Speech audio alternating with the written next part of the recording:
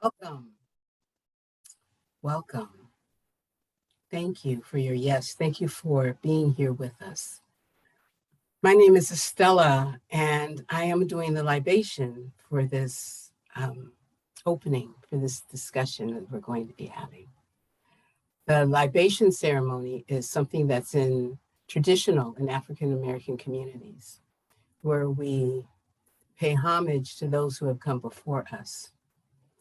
And we pour water as a symbol of what is inside of us and what makes up the majority of the world, water.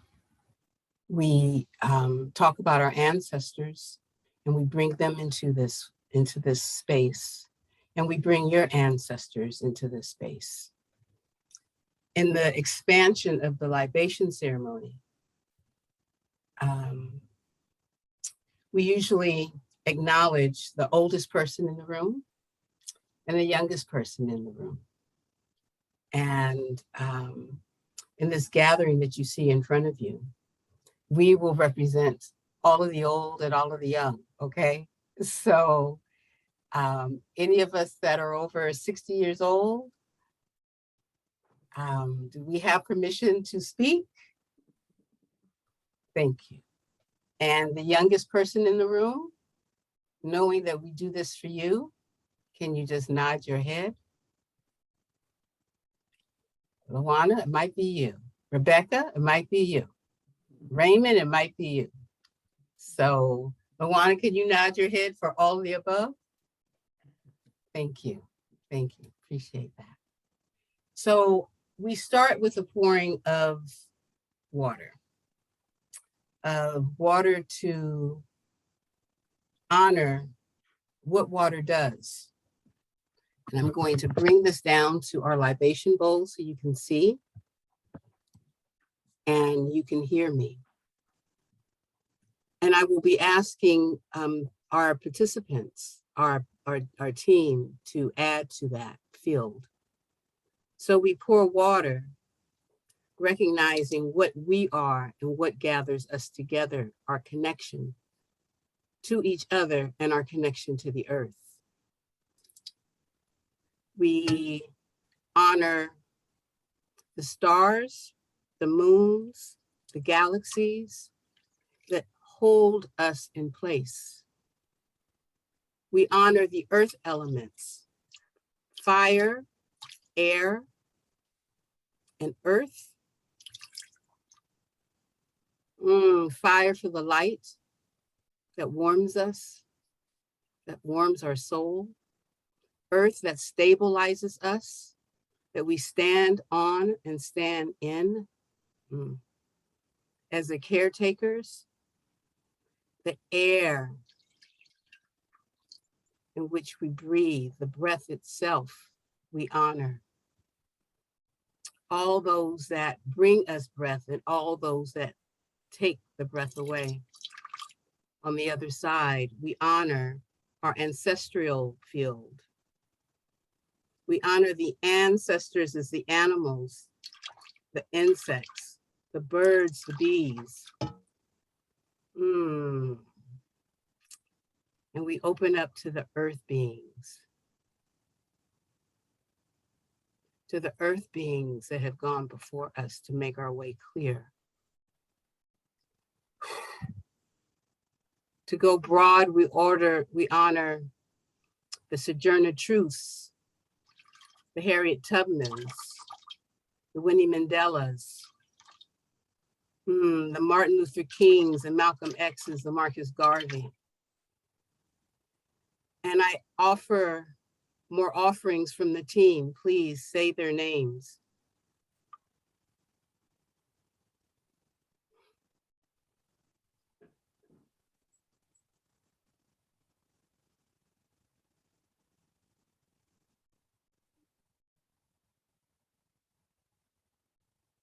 Carlene, Melissa,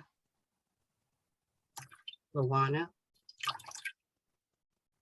the ancestral field that has gathered this team, Day, Raymond, Rebecca,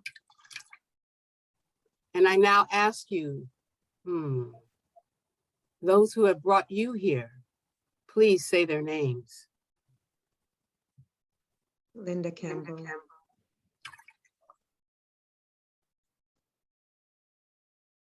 Christiana Placid, George Alexis, Cynthia Alexis, George Johnson, Catalino Diaz, Rafael Morales, Ramona Diaz,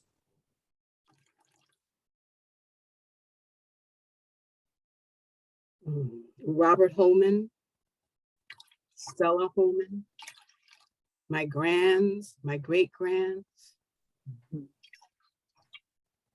my mom a little bit.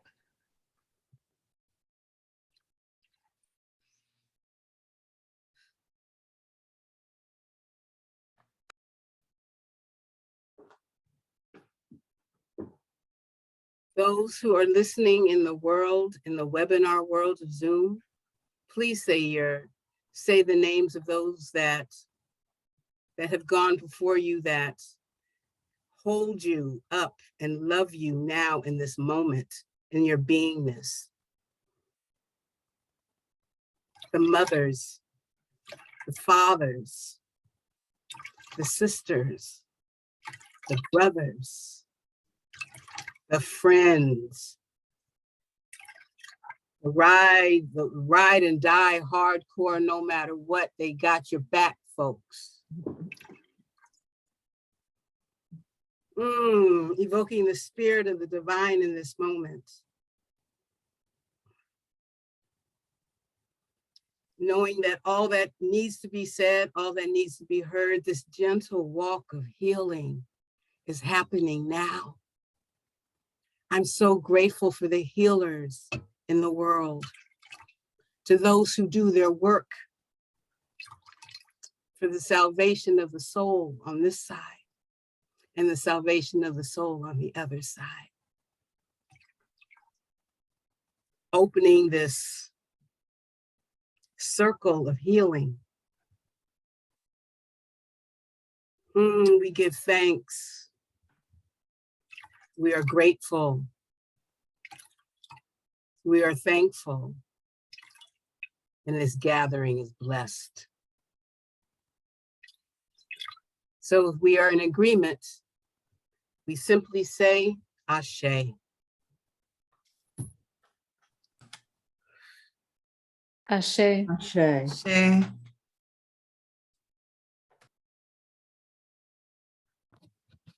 Thank you.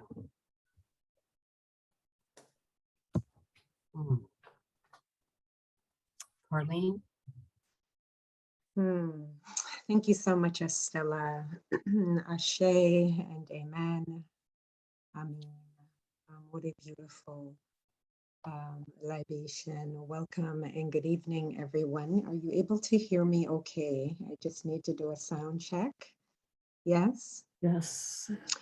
I want to thank my co-panelists and also welcome everyone that has joined us now and everyone who will view this recording. May you receive all this love and medicine and our best and highest intentions. This space is also being recorded, so I just want everyone who's here, by your presence, you are according consent. I know there was a point of consent when you joined, but I wanted to offer that here as well. Feel free also to engage us in the chat. We consider you a part of this conversation, an essential part, as essential as each of us here. And so we are looking forward to your engagement. This space or our topic for this space, the body, grief, lament, and joy in a time of COVID. Our intention this evening is to actively reconstitute and reconnect to the self and the circle of community, and to frame a discussion so that we can think through the fullness or on a in a complex way and in a more full way, certainly not exhaustive. Grief, lament, and joy. We are living in a time of COVID in which we have endured almost over 2 years, going on 2 years of a pandemic, a global pandemic that has no concrete end. And with that come loss of quotidian, everyday ways of life that we have become accustomed to, that we are familiar with. And more loss of life, loss of loved ones, loss of sacred relationships, and loss of the sacred practices, right? The rituals, the social landscape that we're used to, but also loss of grief rituals, and mourning rituals, and rituals of celebration and joy. And so this is a time that we want to acknowledge and make legible and hold space to have a conversation about how do we existentially, how do we in the fullness of our being experience this moment. And certainly we are, if you are born, you are familiar with grief and loss and lament. But how is it in this particular moment that we hold these complexities? So we will examine loss in the multiple ways we hold grief in our bodies, right? We are not just talking about ideas and concepts that are out there, but I think that it is really important to underscore that we have these experiences in our bodies, and our bodies is integral to our being, right? We are many things depending on the worldview you come from. We are spirit. We inhabit our emotions, and we inhabit our minds, but we also anchor our lives day in and day out in a body. And so we want to underscore and honor and lift up our sacred bodies. And what are some of the ways in which grief is expressed and loss is expressed through the complex and passionate ways of lament? And are we able to utter, are we able to give voice to these things? I'm thinking of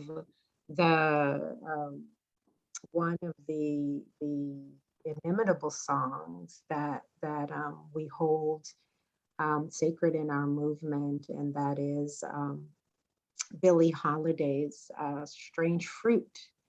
And if we think about the context in which the song was made, based on a poem that was written in 1937, but in the context it was based on Black, and she says it, Black bodies swinging from poplar trees, strange fruit hanging from poplar trees, referring to Black bodies, right? Southern trees bear strange fruit, blood on the leaves and blood at the root, Black bodies swinging in the southern breeze. If that isn't a marking of a horror that I'm not sure words can capture it, but certainly if you hear it as a song of deep, deep pathos and grief and mourning and lament and rage, in addition to critique of the abomination of those committing those acts. I think of Du Bois and sorrow songs, right? There is a tradition in in our legacy as Black people, but Du Bois underscores a thread of that. And Joseph Winters suggests that sorrow songs articulate a mournful hope to the world. The capacity of enslaved Black people to voice and express the pain and suffering embodied within the arrangements of white supremacy. It is a pivotal, this expression, these enunciations to the imagination and construction of a more racially just world. And the possibility of that world is what animates us to identify with these sacred places within our humanity, the fullness of our humanity, both as suffering Black people, but also people of great fortitude and strength and imagination knitted together in love and deep hope, and finding pathways such as jazz and blues and gospel and hip hop, and all of the ways, all of the creative expressions through the arts, through laughing, through food, through gathering. Even in our ritual mourning, I think of Dead Yard, which is a 9-day celebration that we have in Jamaica, for example. When someone passes away, the whole community gathers in the yard of the deceased. We call it 9 nights or Dead Yard, and everyone brings and contributes to the food you bring to the family and you offer. And the lights are on all night long, and there's music and there's remembrance and there is remembering and reconnection to the life and the love and the hopes and the dreams of the community out of which this loved one has come, has passed, and will remain and return. And so this conversation is about honoring, it is about remembering, it is about my grandmother's in the sweet by and by. That says there's a land that is fairer than day, right? And by faith we can see it afar. And it ends with our spirit shall sorrow no more, not a sigh for the blessing of rest, right? And there are so many more I tend to go to soundtracks, or I did anyway, for this. And so there's so much more in the soundtrack that has marked us, our people, through grief and loss, that also holds space for deep joy. And so I will pause there and come back to the anatomy of lament a bit later. But I also want to invite my co-panelists into the conversation to begin to layer this a bit more, scaffold a bit more in a more conversational way. We are not doing presentations. We are having a conversation. And so I open up the space and invite you all in. And yeah, so where do we want to go from here? No, can we talk I'm about thinking that Estelle, I'm thinking that Estella and Luana, where do you want to jump in? There's a whole lot of space, so. I yield to Luana. I love her title. I love what she does. I love what she's been doing, and I had never heard of it until I was blessed to meet her. So, Luana, you want to introduce yourself to folks? Sure, thank you. So I'm Luana Morales, she, her, hers, and I'm a birth, death, and ancestral healing arts practitioner. And I get to meet folks at Gateways. And I wanted to share a reading from The Smell of Rain on Dust by Martin Prechal. And it says, grief expressed out loud, whether in or out of character, and choreographed and honest, for someone we have lost, or a country or home we have lost, is in itself the greatest praise we could ever give them. Grief is praise because it is the natural way love honors what it misses.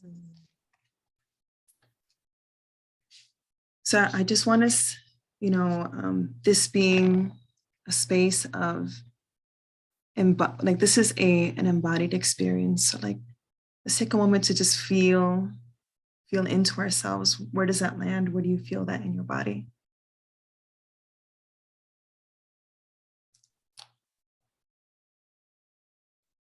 Where do you feel grief as an act of devotion?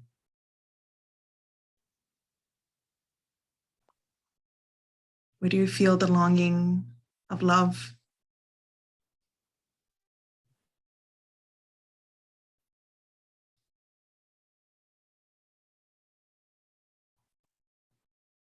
How do you feel into the full texture and depth of loss? Where there's spaciousness for the ways that sometimes like loss animates us into movement, into action. Where we also give space to fall apart. Where we say and we claim that I will not act like business as usual. Or I refuse to be rushed, where I give myself permission to feel this loss and all of the layers of it. Where we give ourselves grace.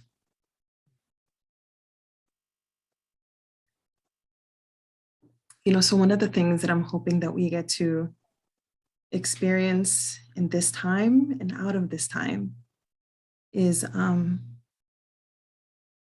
what does it feel like to witness and be witnessed? We're in a society that wants us to rush through pain. And sometimes it is a requirement because when you're in a place of survival, sometimes there isn't that spaciousness. But what does it look like as a liberatory practice to stop and lay down, to stop and wail, to stop and fall apart, to stop and bear witness to someone else falling apart in all of the ways that terrifies us? What does it look like to not try to control it? To not control it in yourself and to not control it in the other. To look at it straight in the face and to soften.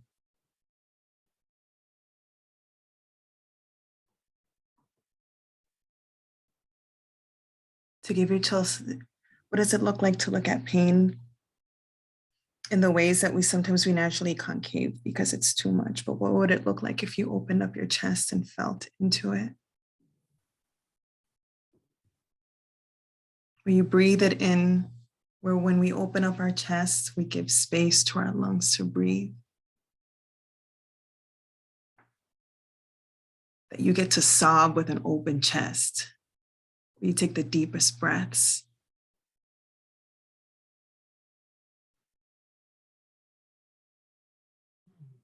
and experience pleasure in that. You know, so one of the things that I hope that we get to do in this process, and by process, I mean life, may we become skillful. May we become skillful at not knowing. May we abandon this idea of knowing what to do. And may we recognize that we also have all of the wisdom stored inside of our bones. And if we give ourselves the time and the space and summon it, that we will know what to do. So just like birth, that there is like those moments of mystery, of fear, of lack of control and not knowing. I hope that in this conversation, we get to touch or just even imagine for a second, feeling into the not knowing, into the mystery, into the surrender, into the falling apart. Knowing that when we spread our feet and grab the earth, there is this infinite source of strength, this generous, benevolent one that can hold all of it.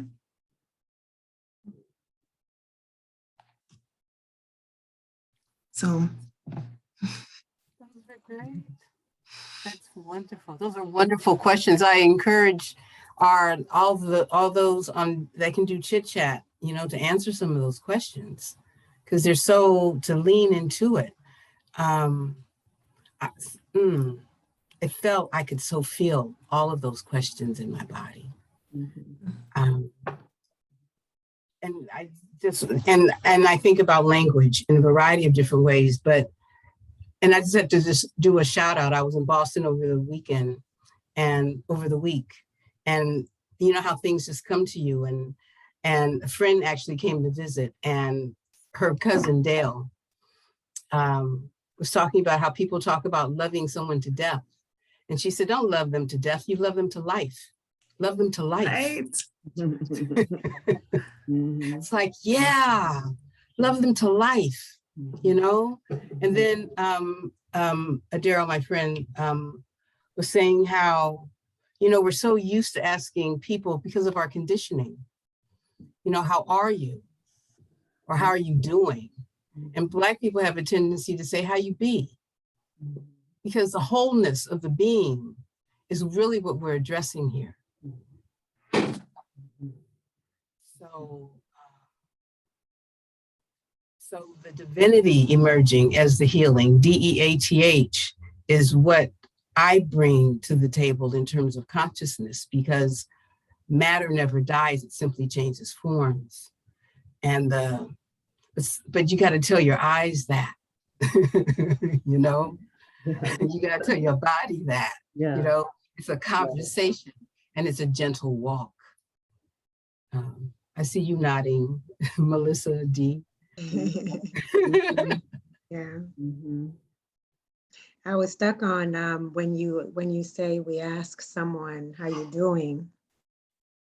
The divinity. Yeah, bringing the language up. Are you speaking, Melissa? Were you saying something? Okay, her video is on delay. I immediately had a reaction to that, Estella, when you brought up it's one of Okay, my and it was pet delay. peeves. Yeah, the tech is acting up for Melissa. I actually want us to move when we ask how you doing, to hold space, to really be interested in listening. So that people can authentically, and I think it's both ways, are we connected, get permission to be connected to ourselves, and to honor ourselves, to mark at least authentically where we are is appropriate in that moment, and to hold as a sacred space reception of someone sharing with us how they're doing. You know, I come from a world where people had been conditioned immediately by faith to say, I am blessed and highly favored. And it Uh-huh. became a rote It's a great response response. without Yes. landing into a space of authenticity. Right, right. I'm sad today. I don't feel so good. I'm struggling right now. Mhm, I'm mourning. I'm grieving right now. I'm angry right now. mhm. Right. I won't be dropping any bombs or anything like that, but y'all Yeah. get the drift, right? Right, If right. that is where you are, permission to be, to just be. Yes. And we don't give people that, and we're afraid if they don't follow the script. If you say, how are you? And they don't say, I'm fine, thank you, how are you? Especially if you know that they have experienced a loss or are dealing with end of life for someone who's precious to them, or just someone that they have that they're a caretaker for. People don't, and it's not that they are so callous and awful that they don't really care. It's, I'm not sure how I'll react if I hear about your pain. And I don't know if I have the tools to be able to, and I'll say I don't have the time, or that you really should talk to someone with a degree or something like that, Mm. because of that sense that your grief is yours. Don't give it to me because I don't know what to do with it. Well, and that's part of the issue. There's a due-ness to us. Mhm, There's a due-ness to us mhm. Instead of just being. that continually Yes. is reinforced. Yes, continually The reinforced. stillness is where the healing is. Yes, The yes. being is where it's like be peace, be love, be. Mhm. It's when I'm in my grief, there is no doing. I mean, Right. really, Right. I've been paralyzed here. And that paralysis frightens people because we should be doing, we should be getting over it, we should be moving on. And if that's not where the person that you're with is at, and you feel they need to be, then we have all of the issues with grief and death and mourning that snarl all together, so that healing is that much harder. Mhm. And also, like, grief is non-linear, so Absolutely. so like, I think that, I mean, imagine that we go to work in places that if you lose someone, you got three paid bereavement days Yes. to get it together. And when you come back, you should be together. You should be together. Anything about it. And there's such little grace, and I think we sometimes like hold back from like saying something because we want to say the right thing, or we don't want to say the right thing. And I think that, like, the invitation is, there's nothing we can say to fix it. There's nothing we could say to heal it. We can't make the pain go away. So, like, this idea of what folks are sharing about, like, silence and presence is like the biggest gift.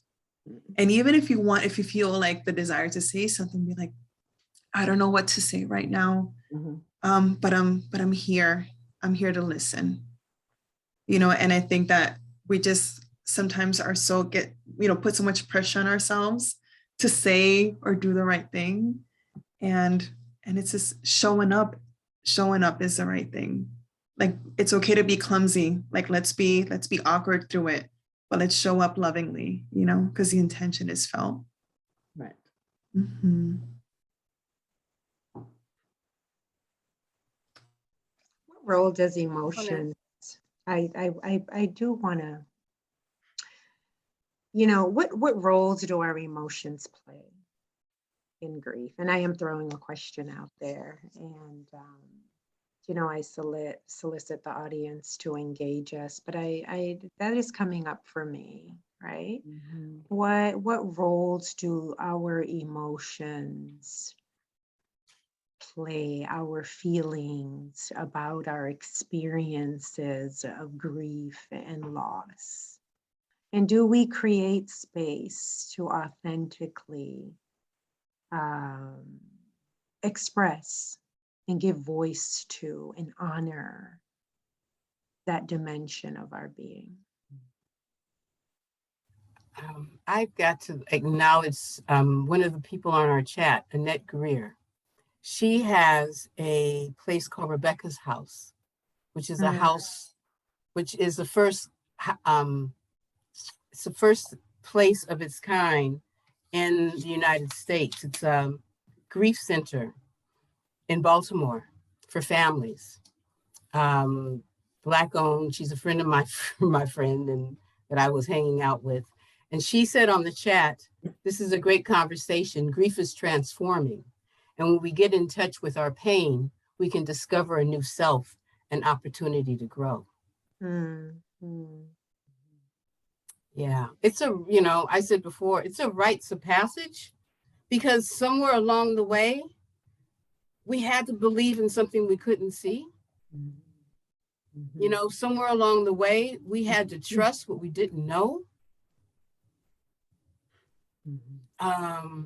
Somewhere along the way, we had to sit in our pain and know that it can transform us.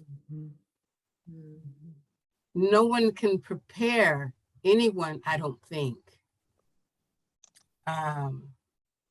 for what is a loss, whether it's a loss of a dream, whether it's a loss of a person, whether it's a loss of safety. But we can ground, to me, we can develop a toolkit for situations like that. No. Oh, you're hitting some buttons. Oh, a toolkit. Someone said earlier, grief is not linear. And I think, when I hear toolkit, I also know that you're gesturing towards the wells of our ancestors, right? We had to sit in our pain and know that it can transform us, right? We have, our ancestors did things like have created hush harbors and the blues and had ways of moaning and groaning, and there are multiple ways in which we gave expression to this pain, this grief, right? That is lodged and anchored in our being, in our body. And I'm after that. You all know this already coming into this conversation, that I'm after that because I'm very much aware how, if we are not in right relationship and expansiveness to the fullness of our humanity and our emotions, it turns inwardly. Yes, it does. Into toxic energy and into our bodies. And this is what I'm really after. Right. To say what are some effusive but life giving ways that we hold these emotions, this pain, this suffering. We've also been very creative and ingenious to turn that into richness and joy and life. And I just want us to give some legibility to this if we intertwine it in our conversation. We cry and we sing, we mourn and we dance, we eat and we laugh and we weep. I acknowledge that even as traditions are different in the United States and across our communities, when I left here and went to Trinidad for the funeral of my grandfather when I was a younger person, I was, not even a teenager yet. And I had been to funerals before in the US. I had had people in my family or close family friends who had passed on. But this was the first time being in Trinidad in the Caribbean, where by the graveside, I wouldn't have known what to call it or to call it a tradition, but this was my first encounter with the wailing tradition, that the daughters of my step-grandfather, so, I didn't know them as well, but there were many that he had a big family and they were just wailing, and it was continuous. you know, and they were supporting each other in the wails. It was like a chorus of wailing. Yes. Mhm. And it was visceral and it was in their bodies, and it was so unfamiliar to me Mhm. coming from here. So Carlene, when you talk about what is the role of emotions, I felt like it was so distinct, you know, from the emotional expression or suppression of emotion that I had experienced here in the US, Mhm. to being there and really seeing that type of open expression and the ways that emotion was allowed to come up for expression, to move through the body, so that it could not only move through the singular body, but move through the collective body, Yes. be witnessed and be supported in ways that didn't demand any quiet, you know, in ways that didn't do, I feel like we're constantly surrounded by kind of a culture of quiet here in the US. Silence. And Don't be Yes. too loud in your grief. Don't be A too culture of loud. disciplining the body, though. Yes. It's a culture of Mhm. disciplining the body, and oftentimes in respectability, Yes. in having a presentation of strength and Performative dig- respectability. performative Yes. respectability. Yes. But somehow dignity is also tied to this. And Mhm, Yep. mhm, right mhm. into this disciplining of ourselves and Yes. the toughness, to the exclusion of softness and That's right. and authenticity. Yes. And respect, this idea of like, it's the respectful thing to do. It's a proper thing. Mhm, It's mhm. it's how you show, like, represent your family. It's Yes. like, you don't Yes. want to lose control. Yes. Mhm, mhm. When we know that it wrecks us It wrecks inside. But we don't show that, and we end the pressure, the social pressure to not show, That's to right. only behave a particular way and only for a certain amount of time. And that lamentation that we've been talking about has been driven out of the picture and underground, so that when we see someone who is in full lamentation, then all the people around are wondering what we should do, what's wrong, how do we stop this, so that we can get back to being respectable and all of that.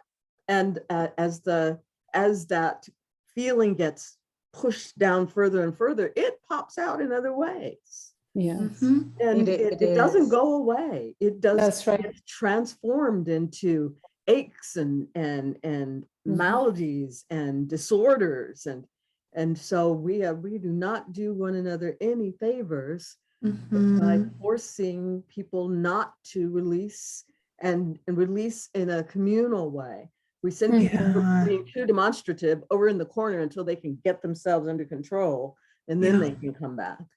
Right. And even the acculturation to going off and being in grief or in pain by yourself. A lot of people are conditioned or have conditioned themselves into that. Yes. That they and it's for so many reasons, layers upon layers of conditioning and of expectation, you know, of yourself by, but the thing I continue to ask is by whose standards? Yes. So That's just so just making present that these are by external standards that we have been conditioned into, whether it's men don't cry or whether it's, you know, don't be too loud, you know, for all of us who come from traditions where we have been and our ancestors have been more expressive, and then you come here and again that culture of quiet. So it's by whose standards? And I love what you're saying about what I mean, I don't love it, but I love the truth of it, not the pain of it.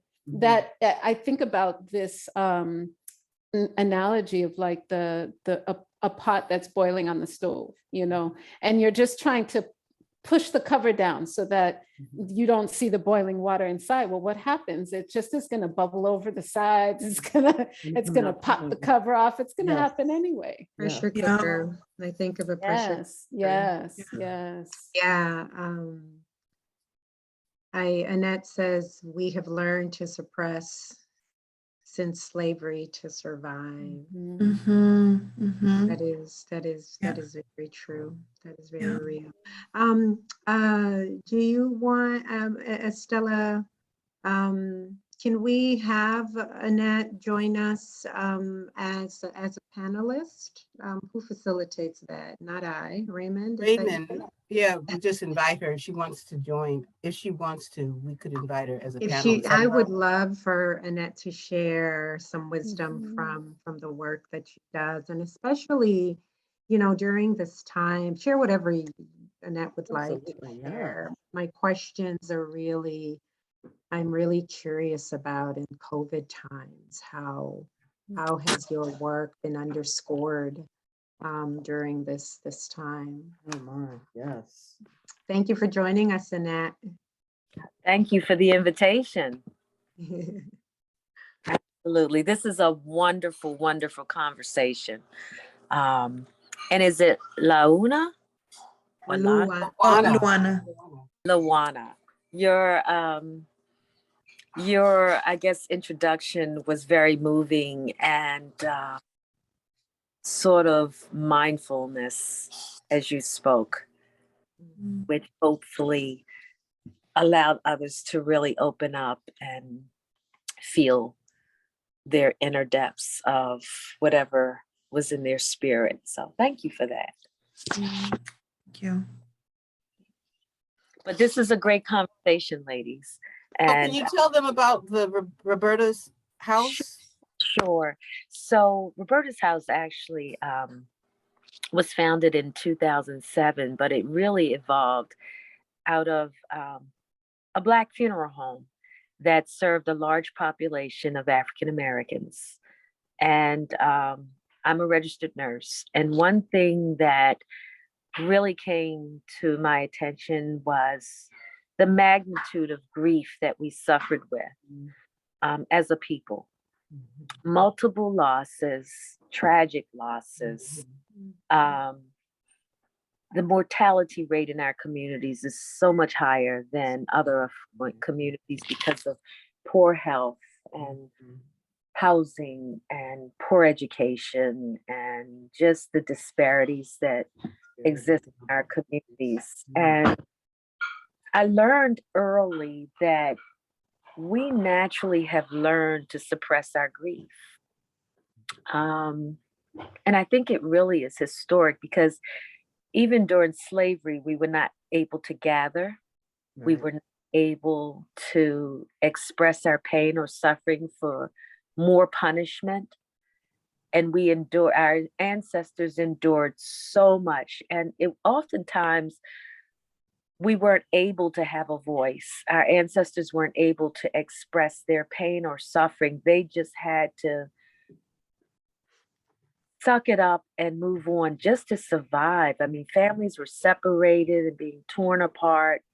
They had to succumb to the demands of their masters. And it was just so much trauma that happened during that time that I think historically we today have learned to suppress our pain and almost expect as if pain and suffering is a part of life, Yes, yes.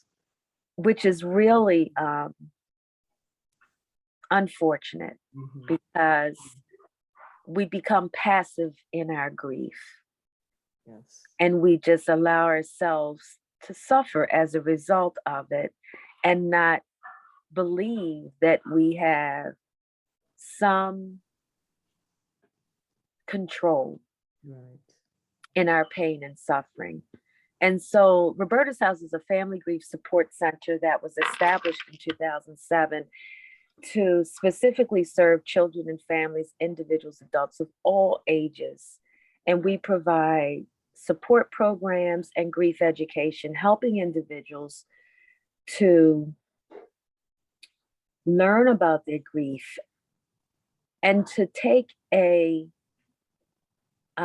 active role in their healing process, to understand that grief is a change, the loss that they're experiencing or encountering is a great change and a challenge to them. It's a crisis.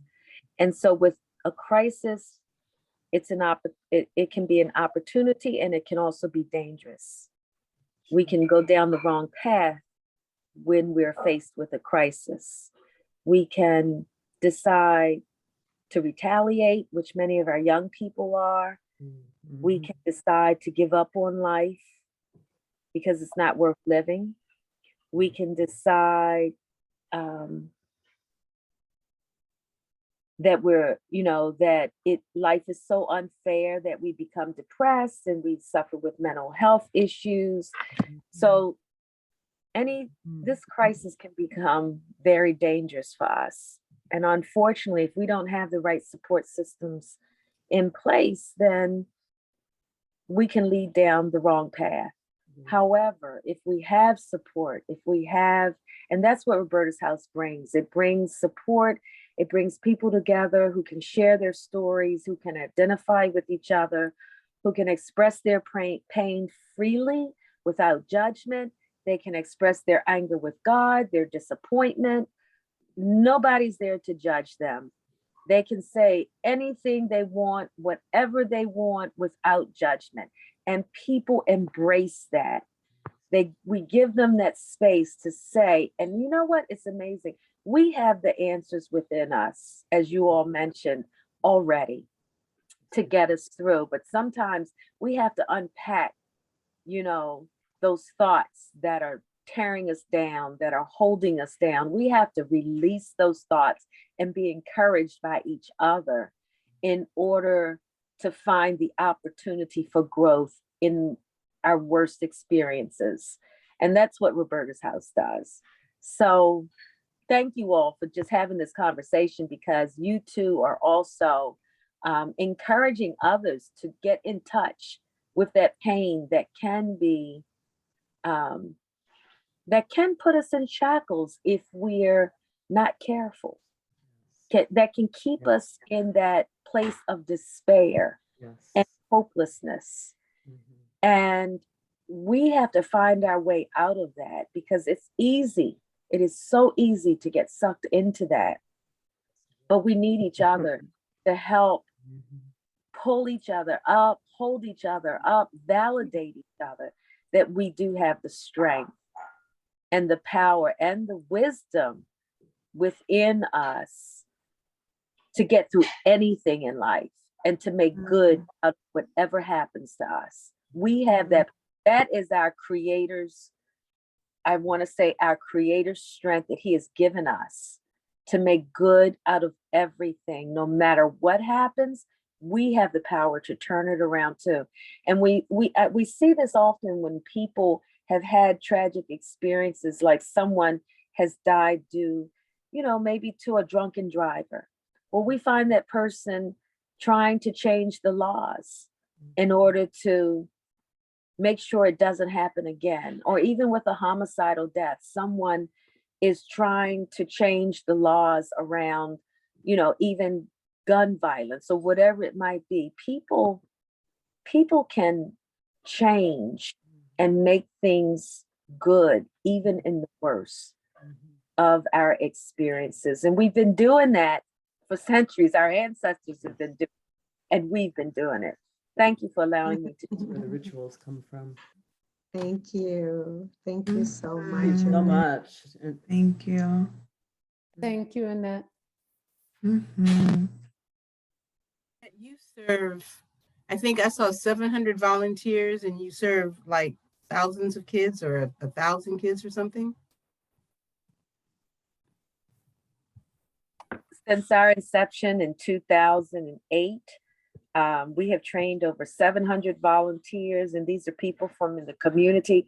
Many of them have come through our programs, and they return because they reinvest their lives into helping someone else, which is beautiful. They've been through tragic experiences, and their growth is about giving back to help someone else who may have experienced something similar to theirs. So we get volunteers from our programs, the church community, social workers, teachers, just everyone from all walks of life that are willing to heal our community. And so it's so great because it's us healing us. Mm, Annette, I have, I'm gonna pull us into, may I ask you how, into this COVID moment? I think it's really important to lift up the fact that our people are experiencing all of these normative issues of grief and loss and death within a time of a pandemic. How has that impacted your work and your organization? That's my first questions. And then if you could go out by talking about moments and places of joy in your work.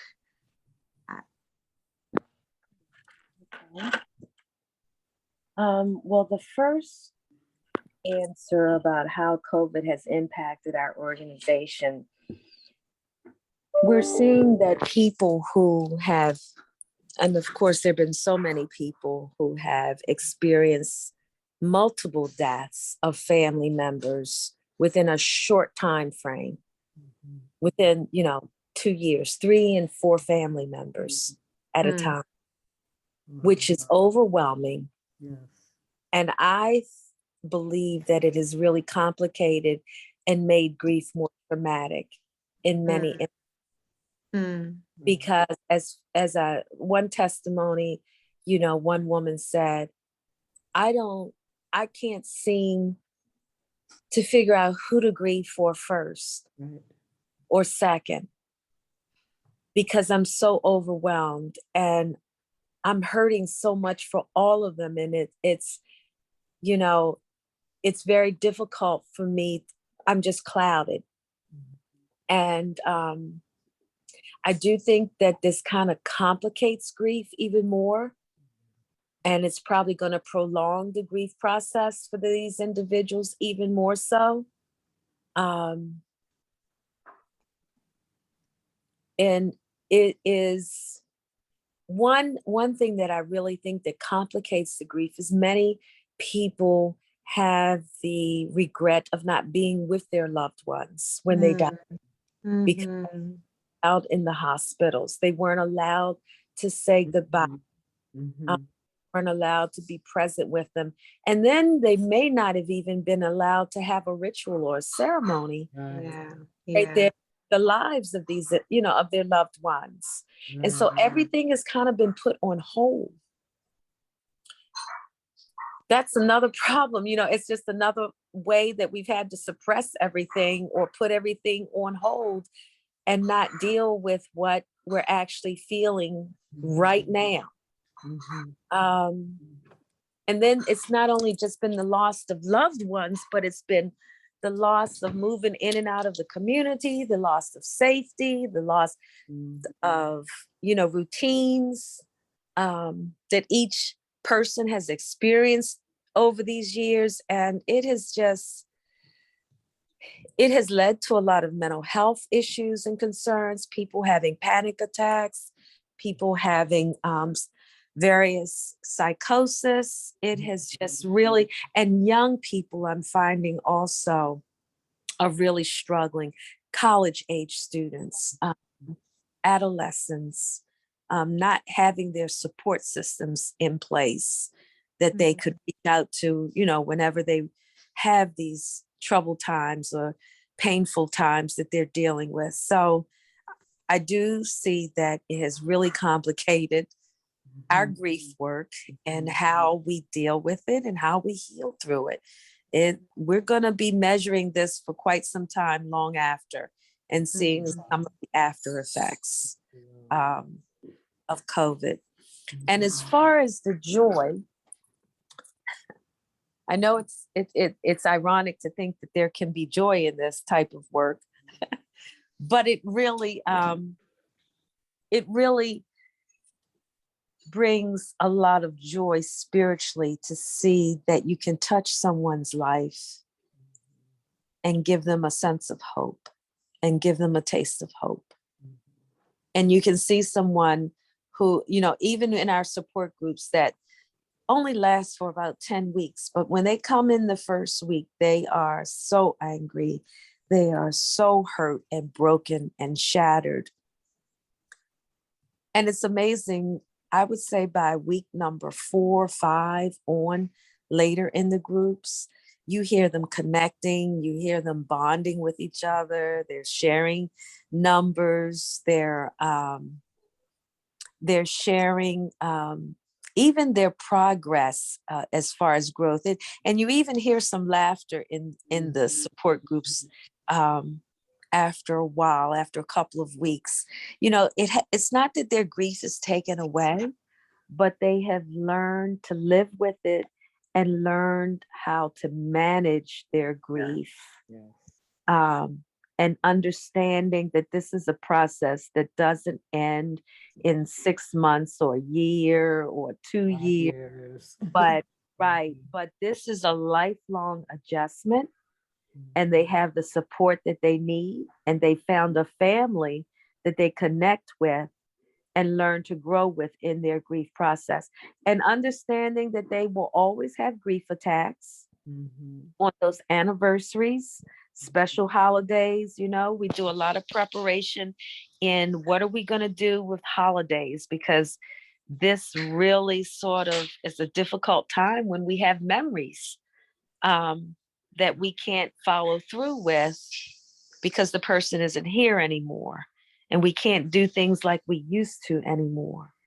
So making plans is a big part of how we address the holidays. And what do you do to honor that person and recognize the values that you're going to share that that person brought to you? You know, there's so many ways that we can do that. That's joy. And as a facilitator in that process, it's really, you know, giving people a sense of hope and the ability that they have what they need in order to grow and move on. Wow. Thank you so much, Annette. This is really a gift to us, and You your all work, do now. your work, a gift to our people and to the world. Thank you so much. Continued blessings on your work. Thank you. Thank you. You're And I'm welcome. so happy to be amongst the sisters who are Yes. also very Estella, thank you so much for bringing Annette to us as well. If I may pivot, I do want to acknowledge I'm so excited.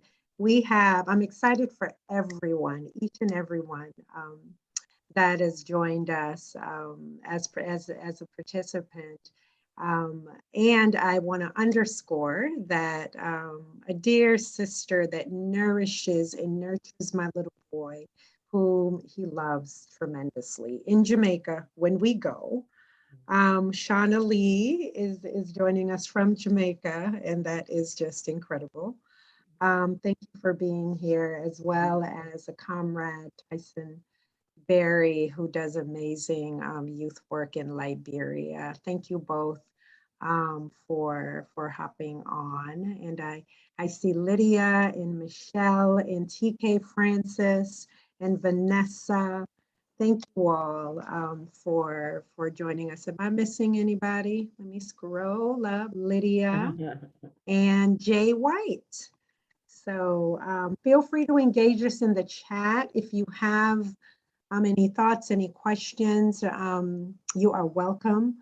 You are welcome to also speak forth, as Annette did, if you have wisdom to share with us. I am going to pivot us a bit with Day to talk to us a bit about this process, right? I'm not ignoring Lamentations. I think we have delved a bit into that, and we have underscored the importance of creating and giving space and room for folks to authentically be emotional, express feelings, be they rage and anger and pain, and to become comfortable with that, and to honor that as a part of our divinity and sacred expression that we have loved, that we have cared, that we have had a sacred encounter with another being, Mhm. right? Or within our lives, Mhm. that is worth pouring ourselves into Mhm. and giving voice and space to that. It is indicative that we have loved and that we have cared and that we Right. are passionate, and that we have been connected, right? Mhm. Versus disconnected. Mhm. Mhm. Mm. Mhm. And so, Sister Day, talk to us, Ah, share with us. I, I am just blown away by so much wisdom we have here in this circle and with our attendees. And some of the points that have been raised already, the advice that we've been given about recognizing that grief is something that is a process and that it's not done.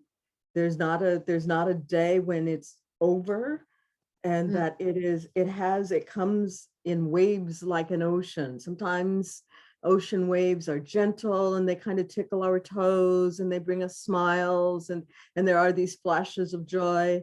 And then there are other times when we feel totally overwhelmed by just the sheer weight of this wave of grief that happens around anniversaries, or because a song was played, or because of a smell that was as you were passing one of your favorite shops or something. And that doesn't mean you're doing it wrong, or that you haven't gotten over it, or you're not mature enough, or all that other stuff that we tend to tell each other in addition to telling ourselves. But rather that means that you cared about this person, that there was more to their life than their passing, and that you are connected with that, and you will continue to be for the rest of your life. That which does not, and I appreciate Annette saying that over a lifetime, your grief changes.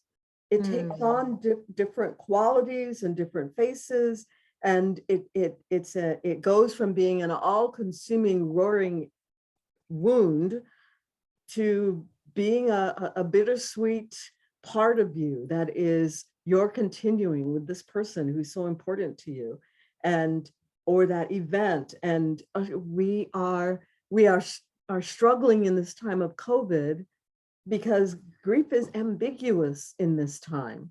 It doesn't always have a face, and there are times when there are loved ones that we've lost, but there's also the loss of a lifestyle, and the loss of security, and some certainty that what your routine's going to look like. All of that is about grieving, but we have the capacity to create a tool chest of things that we can do to try and address these changing states, and to get better at diagnosing what we need from that tool chest. And that I'm making it sound as if there's a list you could make somewhere, but it really is very intuitive. And as we are doing our grief work, we become more aligned and in tune with what it is we need, and what are some of the people or places or silence that we need. And we are better able to ask that of people. I know that as we are searching for a new way of relating, reinventing how we'll relate to the world in this new era after COVID. The era of after is what I'm talking with my students and others about, is we are developing these new ways of understanding how we deal with loss and grief, and what we can do to navigate these waters in a way that isn't ritual. Ritual is the word I want to use, but ritual invokes in people, robes and candles and processions, and it's not always that. A ritual can be something as simple as lighting an incense stick every morning, or stopping at 11:11 every day to have a moment of silence. It can be very simple. Ritual can be writing a few sentences in a journal about what are the moments of joy that I experienced with this person or in this situation, or what are the things that bring me joy in my new reconstructed, re-remembered life. And what are the elements of that? What are the artifacts of that? One of the things that our father passed 10 years ago by now, and I'm not sure if you can see this little guy right here. You see this little guy? This is a remembrance of George Johnson. And it is a remembrance of him because he was flamboyant. But what reminds me most of all is, I don't know if you can see, can you see his little pout? Do you see that? That was my dad. That was my dad. When he was having a good time, that was his expression. And so going by this little guy right here who sits on the mantle and just stroking his little curly hair, to have a moment. And in those times, even though it was 10 years ago, it provides some peace and some solace and a moment of joy of remembering the times when Dad would have that pooch and we'd know what was coming next. So the process of grief is something that we need to integrate into day-to-day life, because it's not going away. But we do have to, for survival's sake, find a way to be able to keep going. And to do that, not forgetting that person, but releasing the pain. And I'm developing tools to do that. Thank you, Day. Thank you so much for that.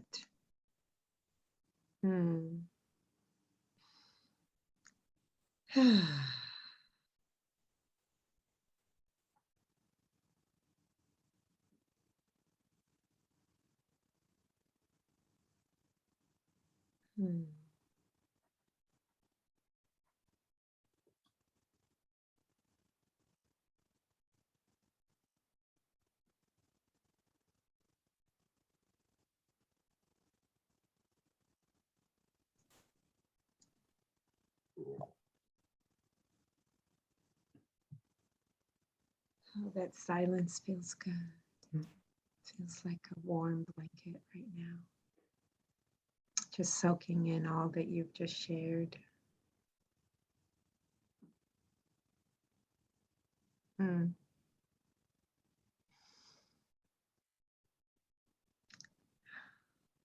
Sister Melissa. Whenever you're ready, if you want to talk to us about whatever Spirit is leading you to, but integration. Thank you, dear sis. And just acknowledging what you shared in the chat. So you take a look at that, and love how you talk about your sister's presence abiding. Presence. And early on in the conversation, when I froze, Estella had been talking about how energy doesn't die, how we just, it changes form.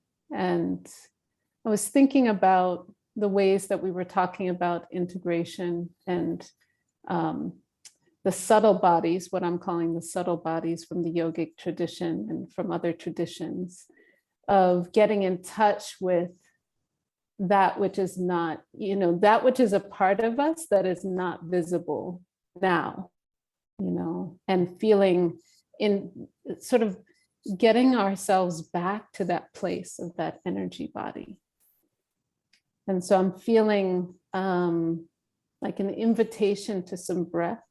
I'm thinking about also early on, as we were talking about the suffering and grief in the collective, I was thinking about this meditation that I do called Tongren, and it's offering, it's really taking in, as we are able, I don't assume that we're all in this place of refuge. I feel right now resourced, and I have a place of refuge to be able to take in the suffering of the collective. So as I breathe in that suffering that connects all of us in our grief. And then as I breathe out, I'm breathing out compassion.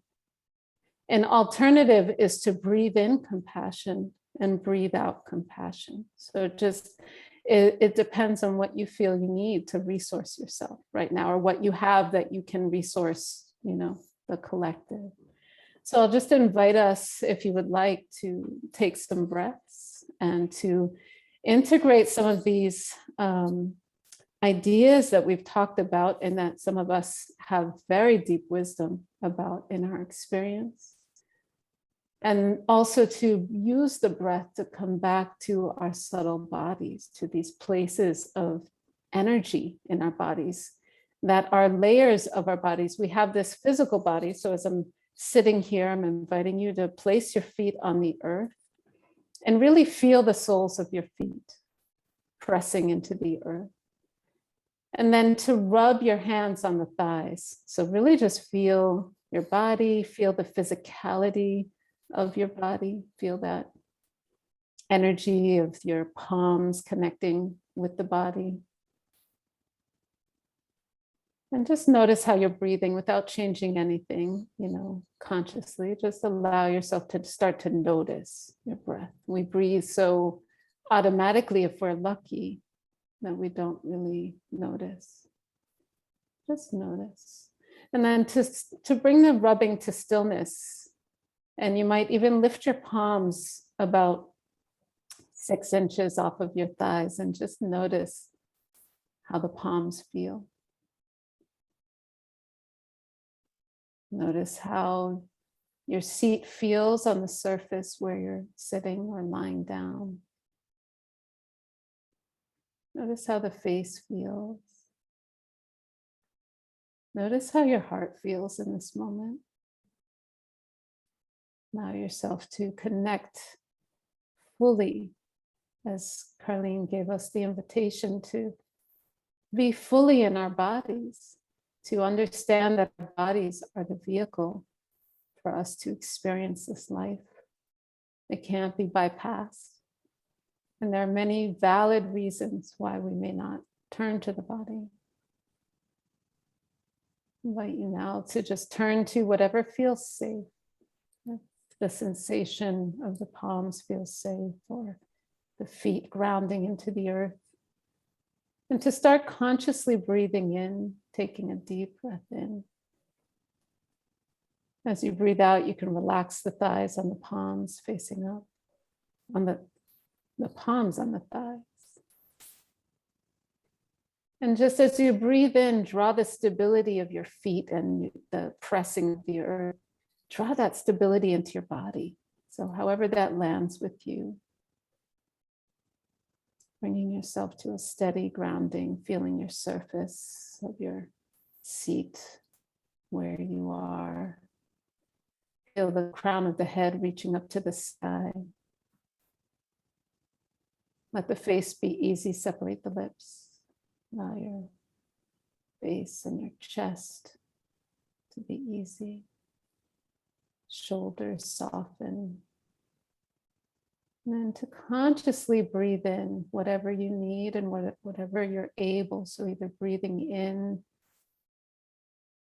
and processing and feeling the collective grief, or processing and feeling the collective compassion. And as you exhale, release compassion into the collective.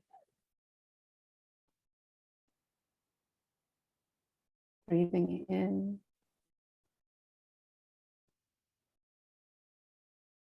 And breathing out. Allowing whatever is coming up, just allowing it to be with you. Honoring however your body, mind feels, however your spirit feels in this moment, how your heart is and what it needs.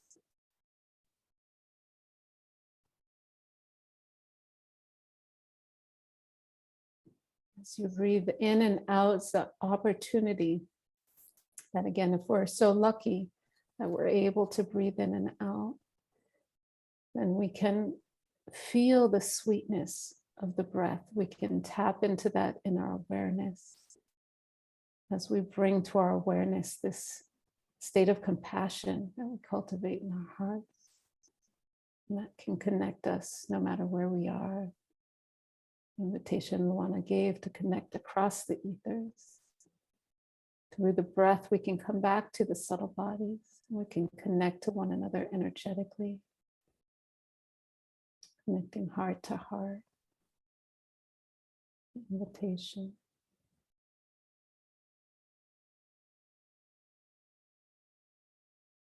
As you breathe, call into your mind's eye, into your inner vision, your favorite place. We're holding this joy simultaneous with the grief. Allow ourselves to be in this favorite place in our hearts. And call up the feeling that that favorite place allows. What does it spring forth? And only going to whichever state really is authentic for you.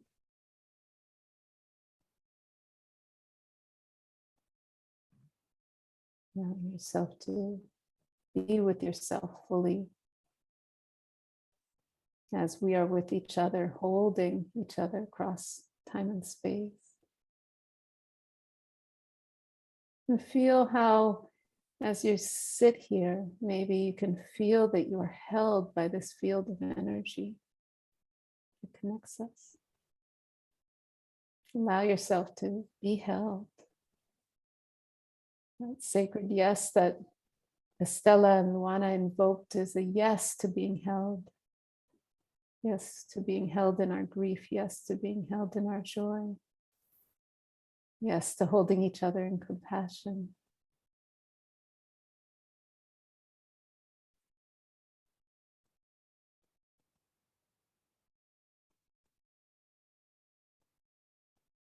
As you feel ready, bringing your attention and awareness back to a full breath, but as you come into your body awareness, breathe more deeply and sigh it out of the mouth. Maybe with some sound, let yourself sound, let ourselves be heard. We disrupt that culture of silence. Take a deep breath in. Exhale, let yourself be heard. Yes. Opening the eyes as you feel ready and coming back into space, and whoever you're with and wherever you are, whether it's digitally or in person, just look at someone. Maybe you're seeing us. Maybe you're seeing somebody you're sitting with. And send some care and some compassion and some gratitude. Thank you all for holding me too. Bless. Bless.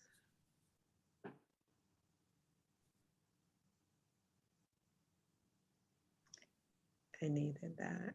Mhm.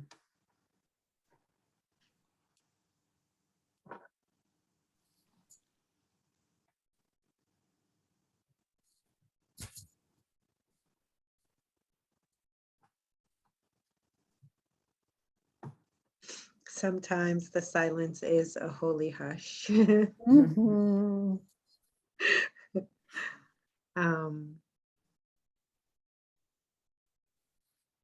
Yeah, thank you, Melissa. Privilege. Thank you, Day. Thank you, Luana. Thank you, Estella.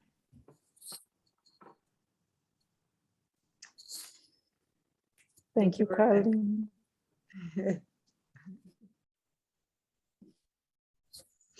Thank you, Raymond. Thank you, Annette and Dora and Jay White and Lydia and Michelle, Tyson and Shauna Lee.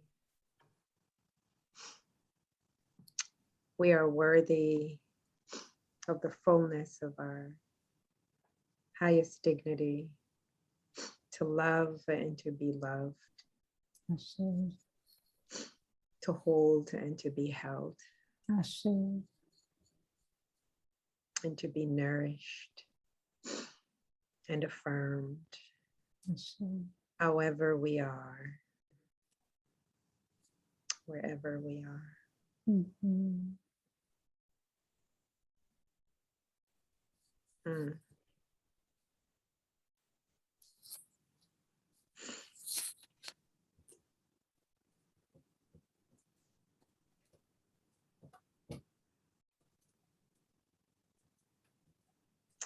Thank you, Dora. So much love and gratitude to you for being here.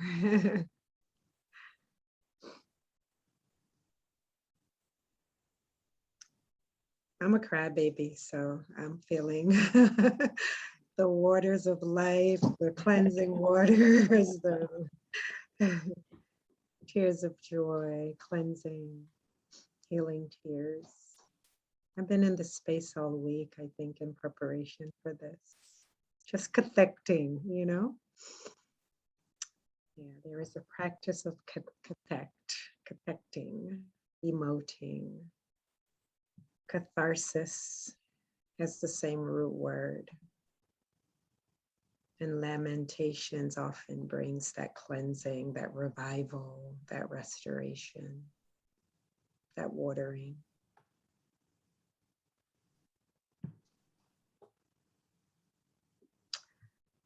All right.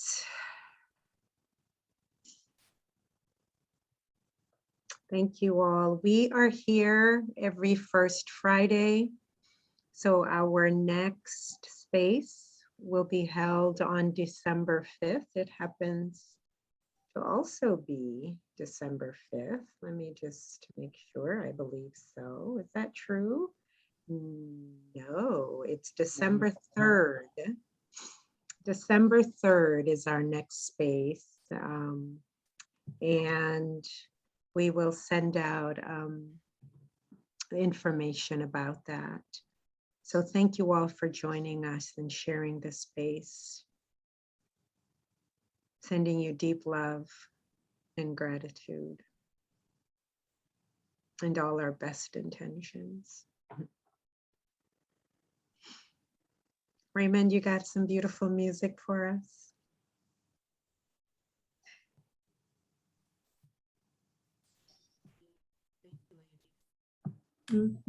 Thank you all.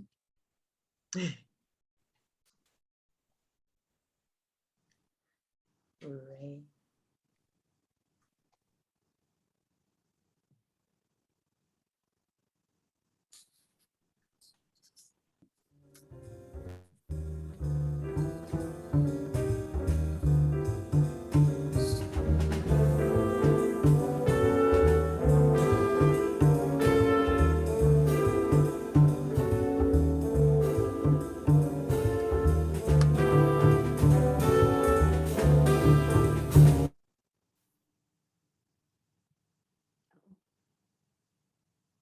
We lost the music.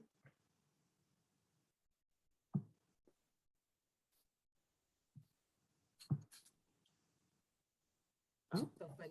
We still move, don't we? yeah, we do. We need music.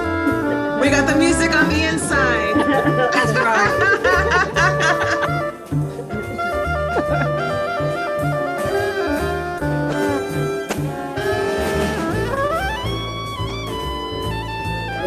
You can hear it now.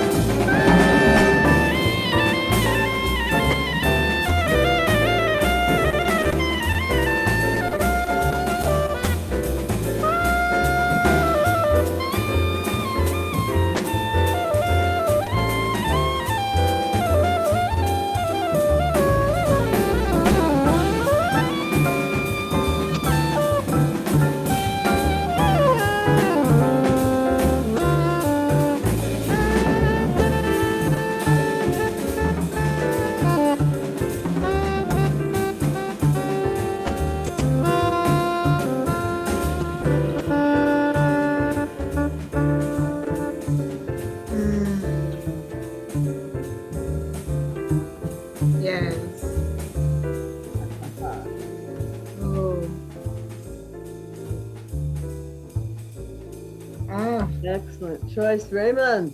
Oh, Yes, it's yes. like install that music my healing goodness. into your body. Yes, Right. yes, absolutely. Yes, yes, yes. Oh, I'm feeling that just ripple through my body. Mhm. Oh, so beautiful. Yeah. Love to you all. Thank you again. Mhm. and All of we you. will- We will see you all Yes. Ashe, ashe. one way or And another Ashe. on December Yes. 3rd. So new moon blessings. Have a wonderful weekend. May you Yes, feel peace and nourished in all of the ways. May your rest be restorative. blessings. And I look forward to all of the ways that we're going to get to dream the future together. Ashe. Ashe. Ashe. Mhm. Next time we Peace and sing, love. we're singing next time. Let's Okay. do it. Yes. Because our people sing when like part of grief, part of praise, it's to be in song and to be in that sacred breath. So we're gonna sing some songs next time. Yes. I was currently in the chat trying to invite a dear sister, psalmist friend, artist to be with us in song. So thank you for affirming that. I don't know that she'll say yes, but we'll see. All right, you all. So much love. Much love to everybody. you. Love you all. Ashe, love y'all. Ashe. Thank you. Ashe. Ashe. Peace and love. Always. Bye bye. Bye-bye. Thank you, Rebecca.